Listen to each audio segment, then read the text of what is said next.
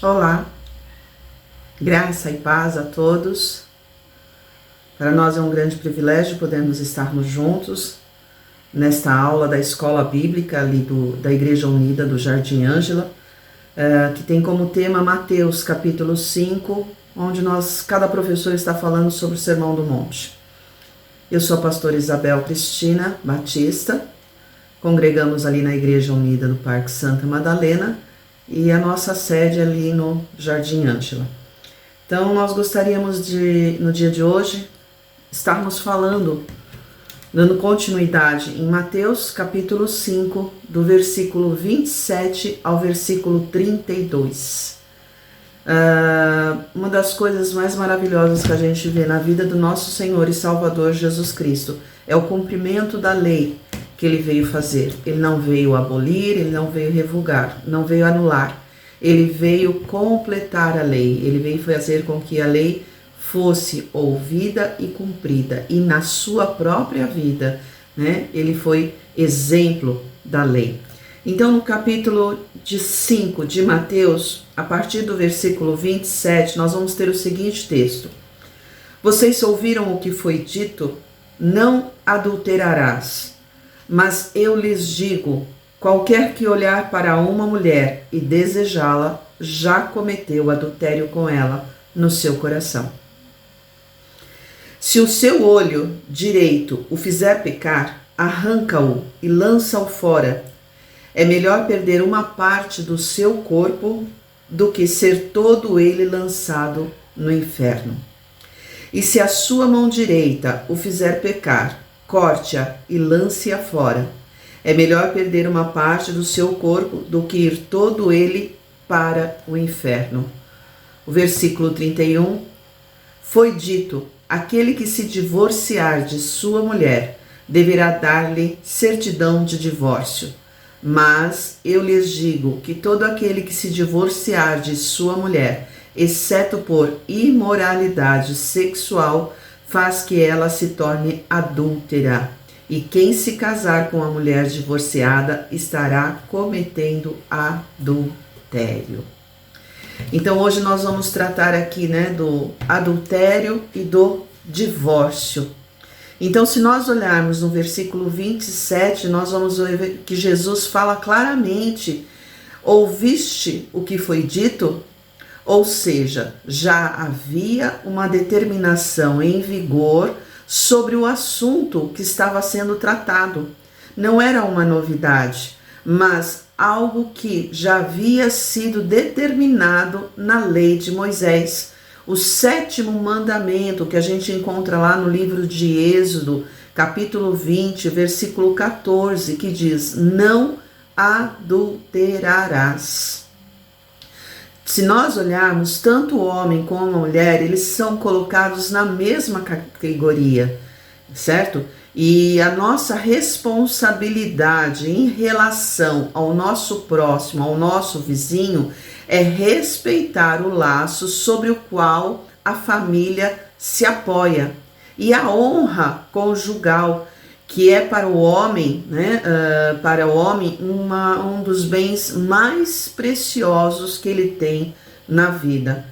Então, segundo a instituição original, se nós olharmos lá no Jardim do Éden, nós vamos ver que o próprio Deus chamou o homem e a mulher, lá em Gênesis 2, 24, diz que deixará o homem a casa de seu pai e de sua mãe para se unir a sua mulher, e eles se tornam uma só carne.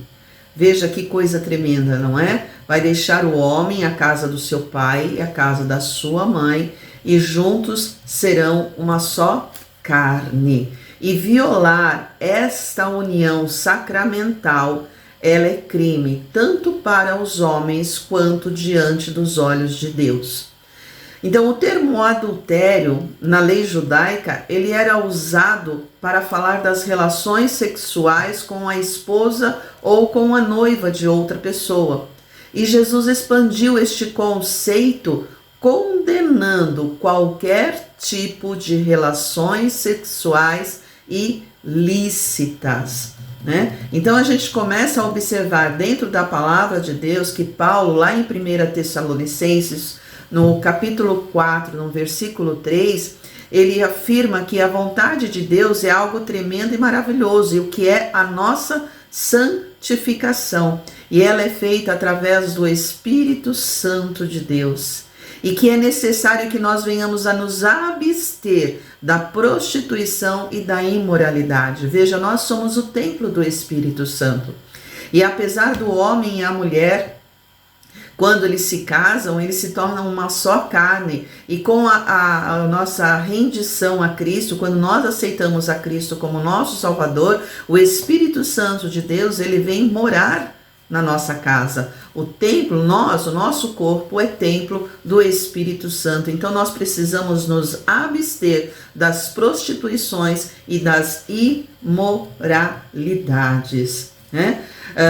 E para Jesus Cristo, lá no versículo 28, a impureza sexual, ela é muito mais ampla, ela atinge também a imaginação do ser humano, porque é pela imaginação que entram essas coisas dentro do coração do homem. Veja, não é proibido que nós venhamos a olhar para um homem ou uma mulher, mas desejar com desejo lascivo, né? Ou seja, cobiçar com um desejo lascivo, isso sim é pecado. Eu não posso desejar aquilo que não me pertence, né? Principalmente na questão do matrimônio, né? Nós precisamos tomar muito cuidado, porque a modernidade, a promiscuidade nos dias de hoje vem trazendo sérias consequências aos relacionamentos matrimoniais.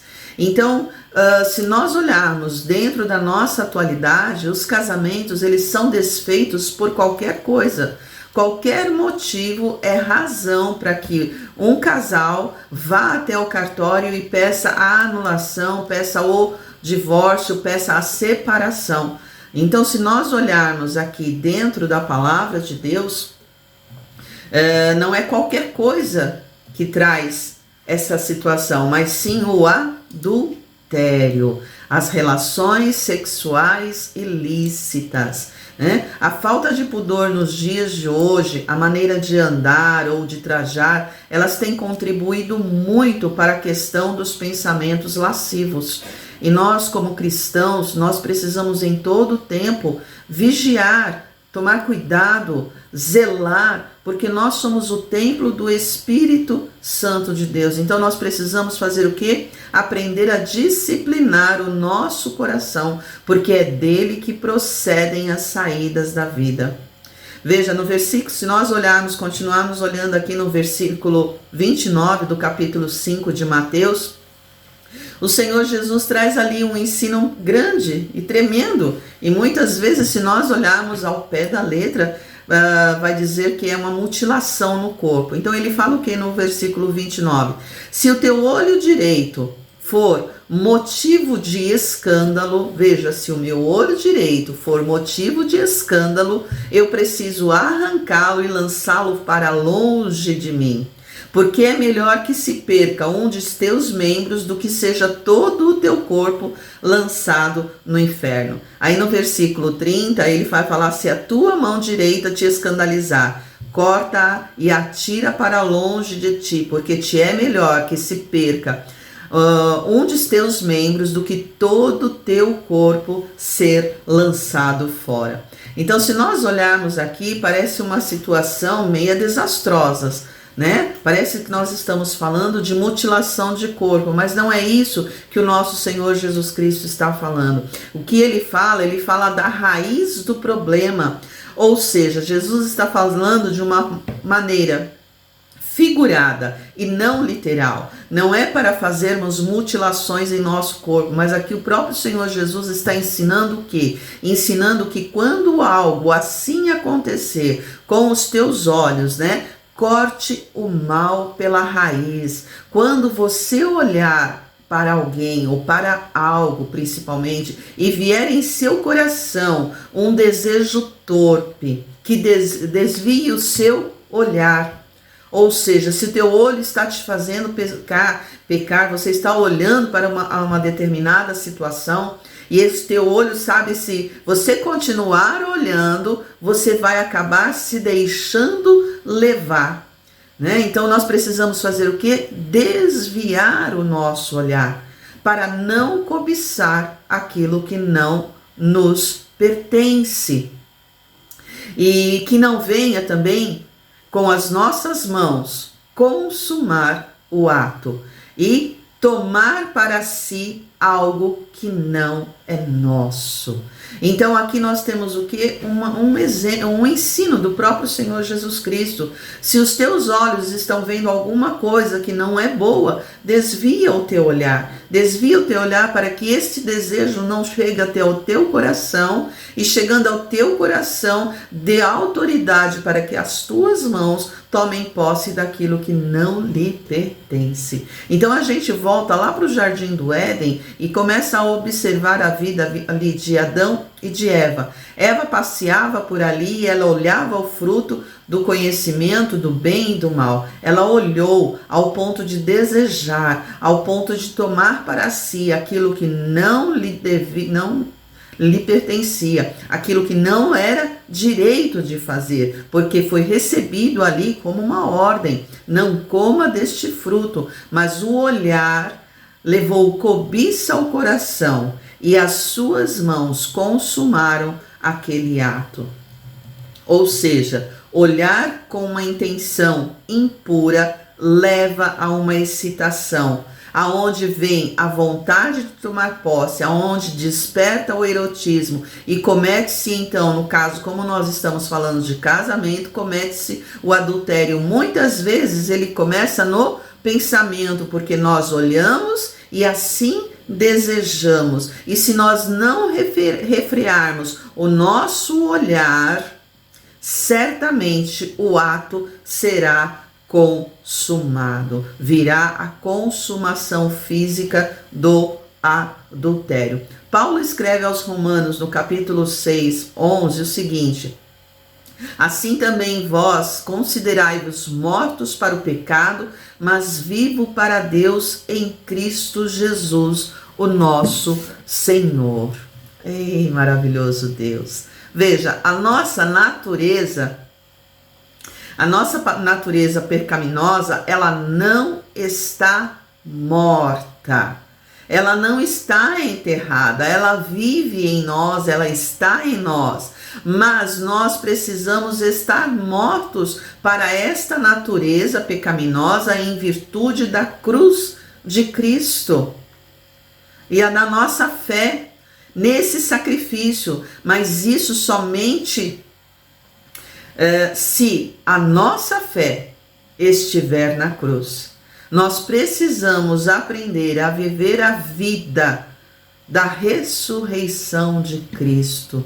Cristo, através da sua ressurreição, nos trouxe vida, nos trouxe novidade de vida. Através da ressurreição de Cristo, nós precisamos aprender a viver uma nova vida e não deixar que os nossos olhos, os nossos desejos sejam maiores do que a fé e a vida nova que nós temos em Cristo. Então, o adultério naqueles dias, certo? Era considerado algo terrível. Então, o próprio Senhor Jesus faz uma menção. Vocês ouviram, né? Ele fala lá no versículo 27, vocês ouviram o que foi dito? Não adulterarás. Ou seja, esta lei já havia sido dita e estava sendo reafirmada nos dias em que Jesus estava na face da terra. Então ele é muito claro: qualquer um que olhar para um outro ser e o desejá-lo já se já adulterou nos teus pensamentos. Então, Jesus mostra que a questão não é o ato em si, mas quando ele começa a nascer na nossa imaginação. Então, quando isso acontecer, nós precisamos aprender a desviar o nosso olhar, porque o leito conjugal é consagrado. Deus se agrada quando o homem deixa a sua casa e se une à sua mulher e ambos se tornam em uma só carne, né? Isto é bênção da parte de Deus para a vida do homem e da mulher. Continuando ali no versículo 31, nós vamos ver que nós temos uma outra situação, onde os próprios judeus haviam pervertido a lei referente à carta de divórcio, o que debilitou a santidade do matrimônio. E eu queria ler com vocês lá no capítulo 19 de Mateus, a partir do verso 3.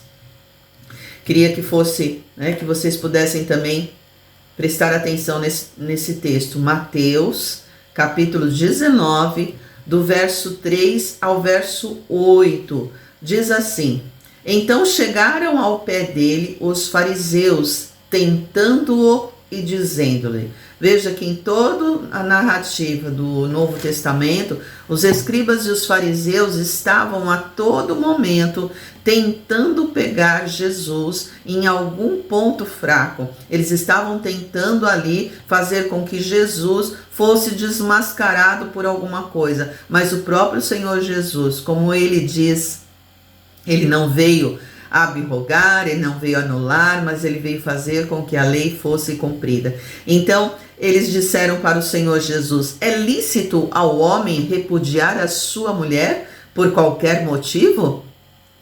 Ele, porém, respondendo, disse aos fariseus: não tendes lido que, no princípio, o Criador os fez homem e mulher, e disse: portanto, deixará o homem pai e mãe, e se unirá à sua mulher, e serão os dois numa só carne.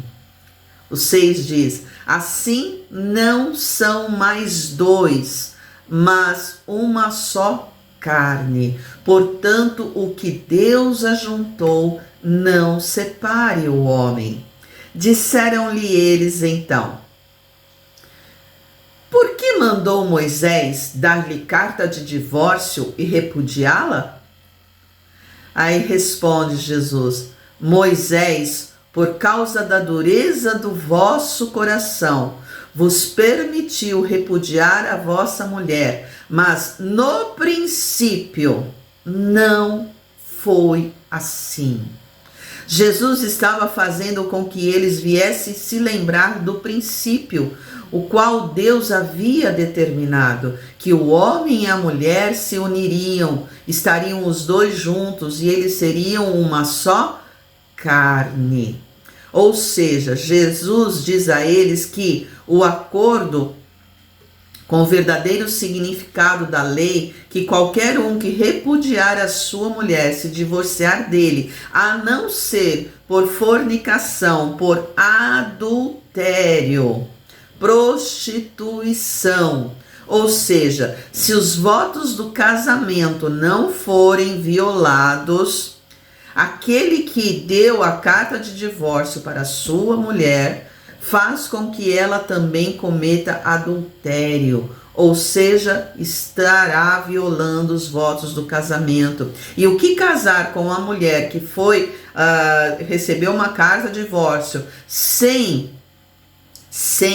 a situação certa, sem o motivo certo, que seria a fornicação, a prostituição, o adultério, certo? Esta também, aquele que se casar com uma mulher que foi divorciada, que tem a carta de divórcio, estará também cometendo o adultério. Ou seja, sem o apoio bíblico, apesar da parte sofrida não ter culpa, também comete adultério. Ou seja, o homem e a mulher estão casados, de acordo com a palavra de Deus. E num determinado momento, Moisés diz que o homem, se achar alguma coisa que não agradasse na sua mulher, poderia dar-lhe a carta de divórcio. Mas isso por causa da dureza de coração naqueles dias, quando a lei estava sendo promulgada e Moisés estava falando sobre a lei, sobre aquilo que Deus havia determinado. Então havia uma dureza de coração muito grande naqueles homens. Então Moisés faz com que alguma coisa pudesse surtir efeito, mas lembrando que no início, no princípio, não era desta forma. Então só tem apoio para o divórcio quando o homem ou a mulher se encontram em adultério e em prostituição, em fornicação. Aí sim existe o direito da carta de divórcio. Não tendo essa questão, não tendo como se diz, essa cláusula, se essa cláusula não for rompida, nenhum outro motivo dá direito a uma carta de divórcio. Então, se nós olharmos dentro da palavra de Deus, essa é a palavra que o Senhor deixou para nós. Então, os fariseus estavam fazendo o quê? Eles estavam interpretando a carta de divórcio, que está lá em Deuteronômio 24, do 1 ao 4, de uma maneira muito abusiva, dando direito ao marido de dispensar a sua mulher por qualquer motivo, trazendo uma insegurança muito grande ao matrimônio. Então, em nenhum momento, dentro da palavra de Deus, dentro da Bíblia, o divórcio foi da vontade de Deus. O que vemos na lei é uma concessão devido à dureza de coração. E nos dias de hoje? Nos dias de hoje, os casamentos estão sendo desfeitos por qualquer motivo. E nós precisamos, como cristãos, reconhecer que o real motivo para que um casamento seja desfeito é o adultério, é a fornicação, são as relações sexuais ilícitas. E o Senhor Jesus nos trouxe um grande ensinamento, quando lá no versículo 27, ele fala da questão de não adulterar, onde ele fala que se o teu olho te fizer pecar, arranca-o, ou desvia o teu olhar daquilo que vai te levar ao pecado, e não permita que as tuas mãos te levem à consumação deste pecado. Então, diante dos olhos de Deus, quando nós olhamos aquela situação, então o divórcio só era aprovado diante dos olhos de Deus quando houvesse esse tipo de situação, cometesse o adultério, tanto o homem quanto a mulher. Então nós olhamos lá no livro de Hebreus, no capítulo 13, no verso 4, que ele fala assim, né? Venerado seja entre todos o matrimônio e o leito sem mácula. Aqui, o sexo legal entre o marido e a esposa não traz profanação. Mas aos que se dão à prostituição e aos adúlteros, estes serão julgados por Deus.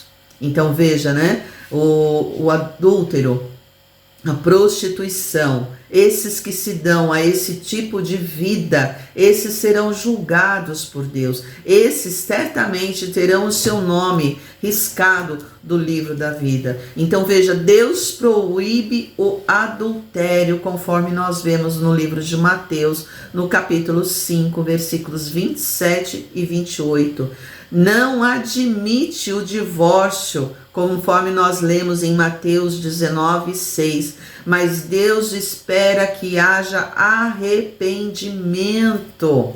Deus espera que os seus filhos vivam em pureza, conforme Romanos 6, do 1 ao 2 diz, e 1 Pedro 2, 11. Então, quando a gente olha essas situações, nós podemos observar que os que são de Cristo precisam crucificar a sua carne com as suas paixões e as suas concupiscências, conforme Gálatas 5, 24. Então, em todo o tempo, nós precisamos estar sempre repreendendo a questão das paixões e das concupiscências. Nós precisamos em todo tempo estar crucificando a nossa carne, porque a nossa carne tem a tendência de cometer pecados. Então nós precisamos fazer o quê? Crucificar a nossa carne. Então vou lá ler para nós, podemos encerrar no livro de Romanos, no capítulo 6, o verso 1 e 2. Que diremos então?